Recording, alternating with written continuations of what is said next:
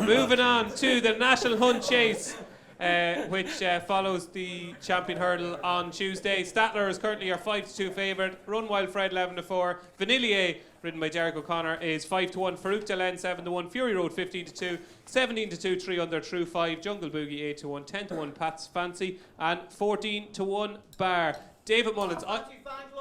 Pat's Fancy Fan Club. It's just a member here, yeah. What happened there? Pat's Fancy is Oh, sorry, yeah. DJ, I know you listen to the podcast every week religiously. No, I didn't know what he said. I didn't know what he said. Yeah, Pat's Fancy Fan Club. We'll come to Pat's Fancy in a moment. No. David Mullins, I think Statler is the best horse in this race, and I agree stamina is not certain, but I think he's in a different league to these class-wise. Am I right or wrong? You're not filling me with confidence here. I think Statler. I don't think he's a grade 1 horse. Okay. Lucky it's grade 2, I suppose. But very diplomatic answer. I think he could win this. There's no doubt about it. I think he's sort of a real Irish national, English national type of a horse. He's just a big, honest, staying chaser. Run Wild Fred is the same. What he done in the Tri-Town in Navan, though, I was up there that day. I thought it was a bit freakish as well. So I think there could be 2 very good horses.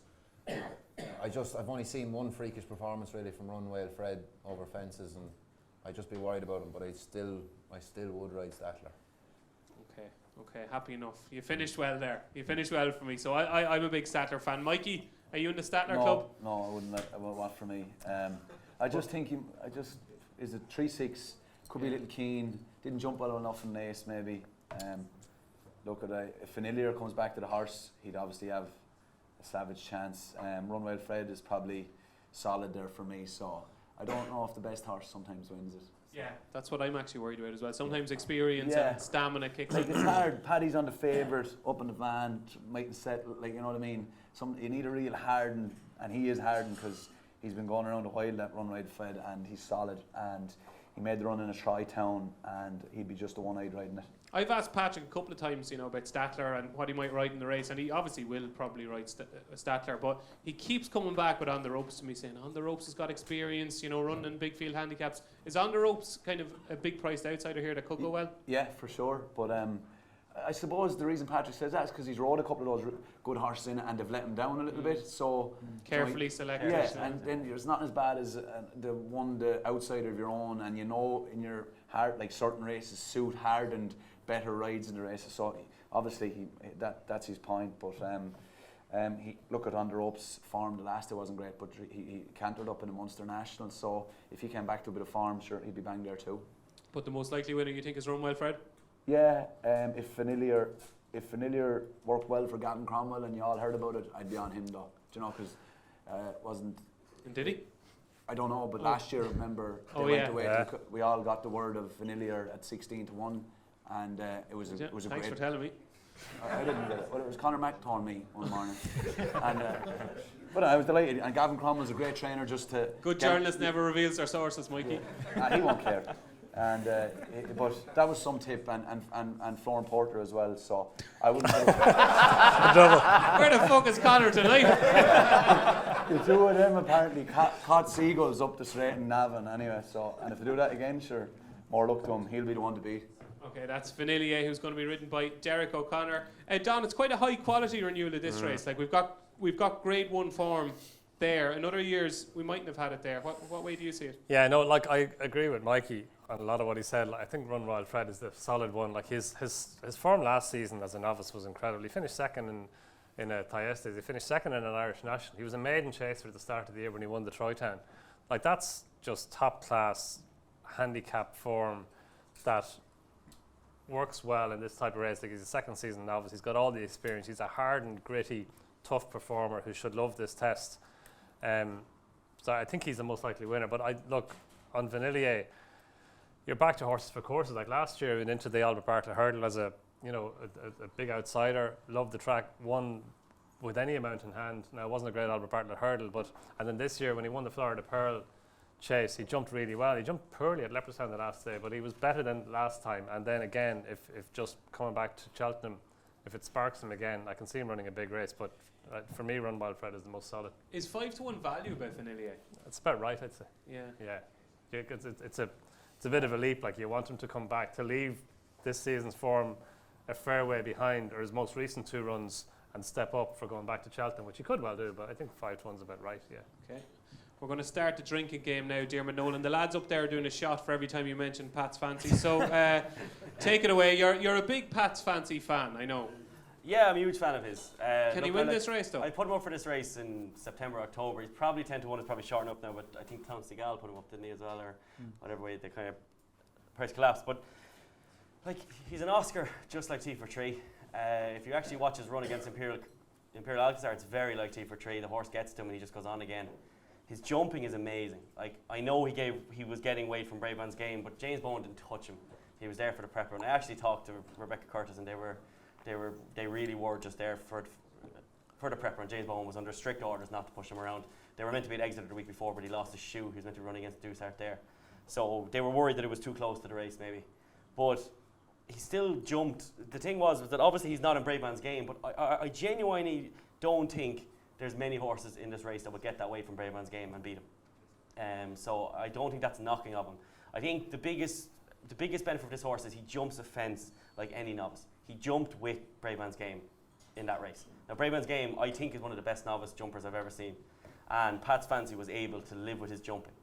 And that's a massive asset in this race. We've been here with Statler before, we're carefully selected. We've been with a scratchy jumper at Naas who's come here and maybe not got home. Run Wild Fred is definitely the solid one, definitely solid.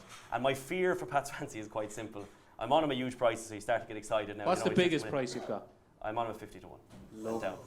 And I'm a huge fan of his.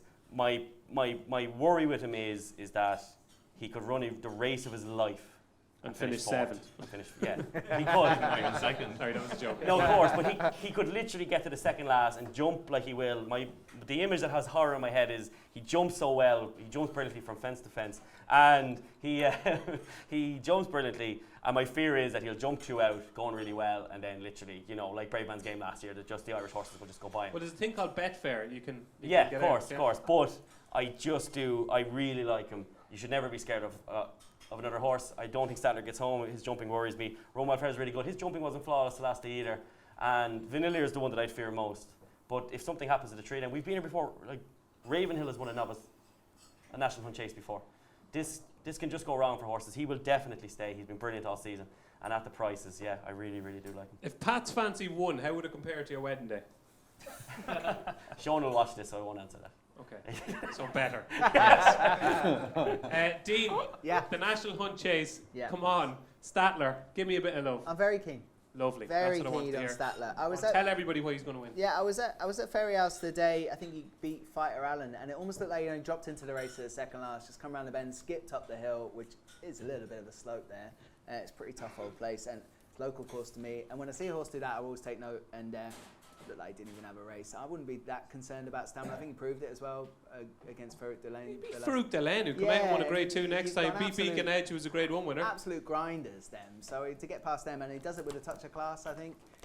I'm surprised Patrick, though, is talking about possibly not riding Statler. No, he'll ride Statler. Yeah, okay. I think he's one of the better bet of the weeks. Yeah, I'd love Pat's Fancy to win for Diarmuid. He's been talking about him in my ear hole for months and 2 months years. and months. 2 Yeah, years, yeah. like I'd love that to happen. Yeah, I don't care if my mate's back a winner or not. It's all about Yeah, me. no, there's a bit of a bromance. I kind of hope that it happens for him. I don't think it will. I think Statler is very, very solid. Run Wild Fred's run that David Mullins was talking about there was a bit freakish, but I think it's like one performance in and amongst some other stuff that I wouldn't be too keen about. Vanillier, just the jumping, we put me off. I couldn't back it. He may well do what Gavin Cromwell does and get him right for the week, and maybe it'll all come together again. But no, I think Statler is solid. DJ? Okay, so overall, to sum up here, Dan. Yeah, brilliant. His name is Dan Overall. There we go. Go on. Whenever you have to explain a joke, it's not a I good know. one. Last one I'm going to explain tonight. What do you like? I'll note on Pat's Fancy first. He is the biggest loser on the FansBet book currently. I to the think fella. I know why. On the podcast sponsored by FansBet. And the fan club at the back as well. A big impact on that. Yep. I'd say Run Wild Fred for me. I think the average number of chase starts a winner of this has had since it became a level weights race is 7. It's all about experience. He's got it in abundance. He's got a very high rating. He's achieved that on merit. He's run well in graded races. I know the Troy Town performance is a standout one, but he's run well in graded company. This is pretty much his D-Day. I think off this mark, he's not really going to appeal as very well handicapped for anything else. This is his race. He's going to win as his absolute standout target for the near future. Statler would concern. I thought that Albert Bartlett last year was a very poor race. I thought he had every chance in it. I didn't know really what he did. Did he get outstayed? Yeah. What did he do? I don't know. And he looked pacey on his chase debut. Yeah. And then he looked like a Well, real grinder. after his chase debut, they said he was too fast or had too much pace for a national hunt chase. Yeah. Didn't they? Yeah, he's outstayed Farouk Delaine though. Yeah, no, he did. Like, It's about relaxing him. If you get him relaxed, then he get no, home. like, I And think think- jumping with I him is think the he can do that. concern. I was concerned about okay. staying, but the staying the last day was quiet. I think he's proved the staying issue. I Yeah. think it's about, Mikey made the point, I think Patrick will be in the van, have him there, and if you can just get him settled, I think you get home fine. Before we just leave this, boys, you're both successful jockeys, one more successful than the other. But how important is... Jeez, that was needless. That was absolutely needless. Are you talking about me and Mikey? Mikey, I'm actually a big fan of Mikey Fogarty as a jockey. He's far more talented than he lets on. How important are jockeys in this race? Like, it's massive, isn't it? Yeah, of course it is. Yeah, Pat's Barry fancy O'Neill has is Barry both. O'Neill. Yeah, Barry O'Neill, Pat's fancy. So is there 5 kind of that are far better than the rest? Is there much of a gap back then to the rest? You'd want about 15 pounds more up your sleeve if you weren't in the top 4 of those jockeys. Yeah. Just for the UK watchers here, Barry O'Neill's as good as Yeah. He is As indeed. any of them. Yeah, absolutely. Sure, Jamie Codd is Yeah. as good as any Because a lot of professional. people don't seem to know him, but he's Derek and absolutely, yeah. Barry O'Neill. Sure, they're the all-time great amateurs. So, absolutely. It's the range of abilities, isn't it? Like Yeah, in the amateur ranks, it's a greater range than in the professional ranks, which is, there's not a whole lot between the top riders and the professional ranks.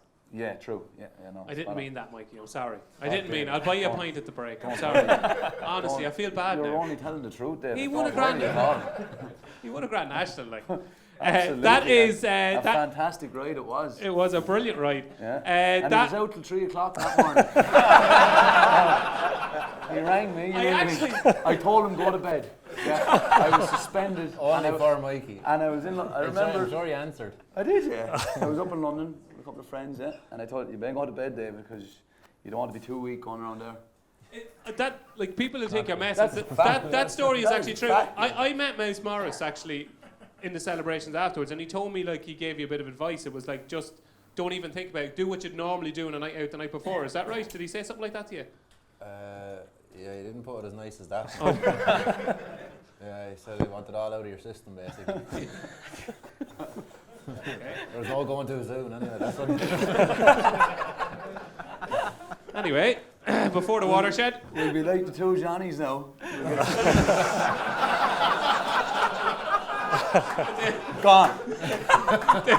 The preview, the race hour preview night will be suspended until 2026. Off air. I haven't even finished day 1 yet. That is that's more. false as well.